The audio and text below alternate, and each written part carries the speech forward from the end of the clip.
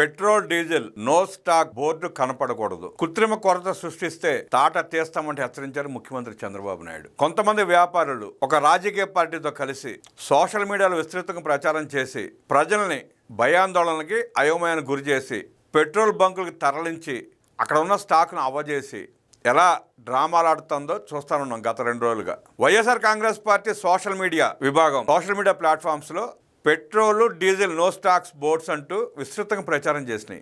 ఆ ప్రచారం చూసి గందరగోళంలో ప్రజలు అయోమయానికి గురై పెట్రోల్ బంకులు పరిగెత్తడం, అవసరం లేకపోయినా క్యానుల్లో డ్రమ్ములో నింపుకోవడంతో తాత్కాలికంగా నిన్న మొన్న కొంచెం ఇబ్బంది పడిన మాట వాస్తవమే. కేవలం వైఎస్ఆర్ కాంగ్రెస్ పార్టీ చేసిన దుష్ప్రచారం అది. ఒక పక్క వరి కోతలు, ఒక పక్క చేపలు రొయ్యలు పట్టుబడులు, డీజిల్ వాడకం కొంచెం అధికంగా అవటం ఈ నెలలో సహజం. అయినా ప్రభుత్వం ముందు జాగ్రత్త చర్యలు తీసుకొని పెట్రోల్ డీజిల్ కొరత లేకుండా ఎప్పటికప్పుడు సమీక్షిస్తూ కొరత రానికుండా చేస్తున్న పరిస్థితి కూడా మనం చూస్తున్నాం. అయినా కూడా 2 రోజులుగా విస్తృతంగా ప్రచారం చేసిన సోషల్ మీడియాలో ఒక పక్క పెద్ద దస్తగిరి హత్యలో పాల్గొన్న జగన్ రెడ్డి కుటుంబీకులు కుడి భుజం ఎడభుజాలు, దాని దృష్టి ప్రజల నుంచి మళ్లించాలి. రెండో పక్క అనంతబాబు కేసు, వీటినన్నిటినీ ప్రజల దృష్టి నుంచి మళ్లించాలంటే ఏదో ఒక లంగా పని చేయాలి. అదే పెట్రోల్ డీజిల్ కొరత అంటూ ప్రచారం. ఆ దుష్ప్రచారం వల్ల తాత్కాలికంగా ఇబ్బంది అయితే కలిగి ఉండొచ్చేమో కానీ చంద్రబాబు నాయుడు గారు తక్షణం చర్యలు తీసుకొని కొరత రానివ్వద్దంటూ సివిల్ సప్లైస్ అధికారులకి ఆదేశించడం, వారు అధిక నిల్వలు చేసిన వారిని పట్టుకొని వాళ్ళు ఎందుకు ఇలా చేశారో, ఎవరి ప్రాపకం కోసం ఎవరి ఆజ్ఞలతో చేశారో నిగ్గు తెచ్చే పనిలో ఉన్నారు. ఇదే విషయం మీద చంద్రబాబు నాయుడు గారు సీరియస్ అయ్యారు. అంటే జగన్ రెడ్డి దండుపాలెం బ్యాచ్ ఎంత దుర్మార్గంగా వ్యవహరిస్తుందో, తాము చేసిన హత్యల నుంచి, తాము చేసిన దోపిడీల నుంచి ప్రజల దృష్టి మళ్లించడానికి ఎన్ని కుట్రలు పన్నుతా ఉందో పెట్రోల్ డీజిల్ కృత్రిమ కొరత నో స్టాక్ బోర్డ్స్ అంటూ చేసిన విష ప్రచారమే నిదర్శనం.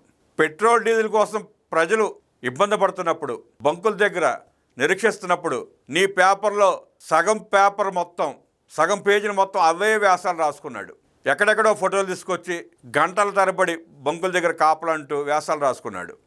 ఆ వ్యాసాలు రాసుకునే ముసుగులో 2 లక్షల ఖరీదు గల బూట్లు, ₹1 కోటి పైచీలకు వాచి, 4-5 లక్షల రూపాయల ఖరీదు గల డ్రెస్సు వేసుకుని లండన్ పారిపోయాడు. జగన్ రెడ్డి, నీకు నిజంగా ప్రజల పట్ల అభిమానం ఉంటే, ప్రజా సమస్యలని ప్రభుత్వం దృష్టికి తీసుకురావాలనుకుంటే నిన్న నీ పేపర్లో వ్యాసం రాయించుకున్నట్టు నువ్వు లండన్ పారిపోకుండా ఆగి రాష్ట్రంలో జరుగుతున్న పెట్రోల్ బంకుల దగ్గర హడావుడిని ప్రత్యక్షంగా పాల్గొని చూపించేవాడివి. నీ పార్టీ నాయకులు కూడా వాళ్ళ నియోజకవర్గాల్లో బంకుల దగ్గర ఇబ్బంది పడుతున్న ప్రజలను ఉద్దేశించి మాట్లాడుతూ వీడియోలు పెట్టేవాళ్ళు. మీరు ఆ పని చేయలేదంటే సోషల్ మీడియాలో కృత్రిమ కొరత తప్ప వాస్తవంగా స్థానికంగా లేదు. అందుకే మీరు ఏం చేయలేకపోయారు.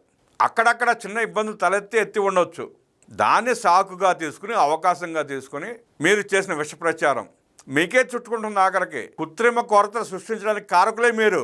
మీ నాయకుల చేత డ్రమ్ములు కొనిపించి స్టాక్ లేదని చెప్పి మీ కార్యకర్తల చేత బోర్డులు పెట్టించే మీరు, మీ ఆటలు, మీ వికృత రాజకీయాలు ప్రజలకు తెలియదు అనుకోవటం మీ భ్రమ.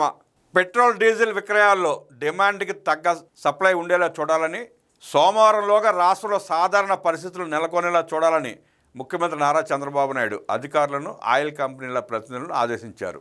క్యాంప్ కార్యాలయం నుంచి అధికారులు, ఆయిల్ కంపెనీల ప్రతినిధులతో టెలికాన్ఫరెన్స్లో మాట్లాడిన సీఎం రాష్ట్రంలో పెట్రోల్ డీజిల్ కొరత తలెత్తడానికి గల కారణాలు తెలుసుకున్నారు. రిటైల్ అవుట్లెట్ల దగ్గర వాణిజ్య వినియోగదారులు కొనుగోలు జరపడం వల్ల ఈ పరిస్థితి తలెత్తుందని అధికారులు వివరించారు.